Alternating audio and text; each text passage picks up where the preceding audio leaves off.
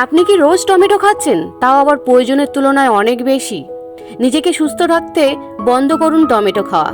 আপনি জানেন এই টমেটো আপনার জীবনে কত বড় ক্ষতি করছে? জানতে হলে স্কিপ না করে পুরো ভিডিওটি দেখতে থাকুন। আশা রাখি আপনাদের অনেকটাই উপকার হবে।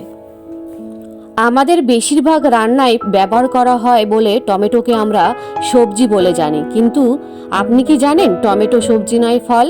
দারুণ একটা তথ্য জানলেন, তাই না? আরও জানতে হলে সাথে থাকুন। সাধারণত স্যালাড হিসেবে সবচেয়ে বেশি টমেটো খাওয়া হয়।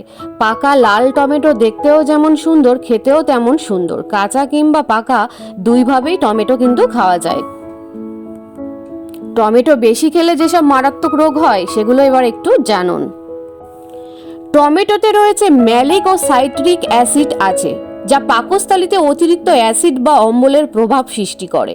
এই কারণে গ্যাস্ট্রিকের সমস্যা বেড়ে যায়।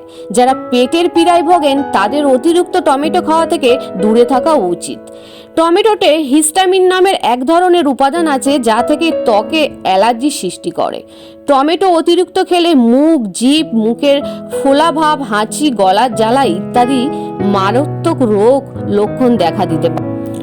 অতিরিক্ত টমেটো খেলে কিডনিতে পাথর হতে পারে, কারণ টমেটোতে আছে ক্যালসিয়াম ও অক্সালেট, যা সহজে শরীর থেকে বের হয় না। এগুলো শরীরে জমা হতে শুরু করলেই কিডনিতে পাথর জমে। বেশি মাত্রায় টমেটো খেলে গাঁটে ব্যথা দেখা দিতে পারে, কারণ এতে সোলানিন নামক বিশেষ অ্যালকোহল থাকে। এ যৌগ কোষে ক্যালসিয়াম তৈরির জন্য দায়ী। এই যৌগের পরিমাণ বেড়ে গেলে তা প্রদাহ তৈরি শুরু করে। কিডনিতে পাথর হওয়ার ভয়ে অনেকেই টমেটো এড়িয়ে চলে, তবে এটি আর একটু পরিষ্কার বলা উচিত। টমেটো খেলেই কিডনিতে পাথর হয় এমন কিন্তু নয়। যদি কারোর কিডনিতে পাথর হয়ে থাকে তবেই তাদের টমেটো খাওয়া বাদ দেওয়া উচিত। টমেটোতে অক্সালেট নামক একটি পদার্থ থাকে যা সংবেদনশীল ব্যক্তিদের মধ্যে অক্সালেট পাথর গঠনের অবদান রাখতে পারে।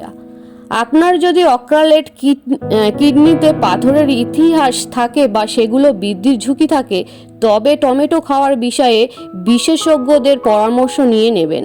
তবে আপনার যদি অন্য ধরনের কিডনিতে পাথর থাকে বা কিডনিতে পাথরের কোনো ইতিহাস না থাকে, মানে আপনার কিডনির যদি কোনো সমস্যা না থাকে, তাহলে সাধারণত আপনি রেগুলার একটা করে টমেটো খেতেই পারেন, তাতে কিন্তু কোনো প্রবলেম হবে না। আশা রাখি আজকের ভিডিওটি দেখে আপনাদের অনেকটাই উপকার হয়েছে। টমেটো যে সবাই খেতে পারে না এরকম একটা ব্যাপার না, যাদের প্রবলেম তারাই একমাত্র টমেটো খেতে পারবে না।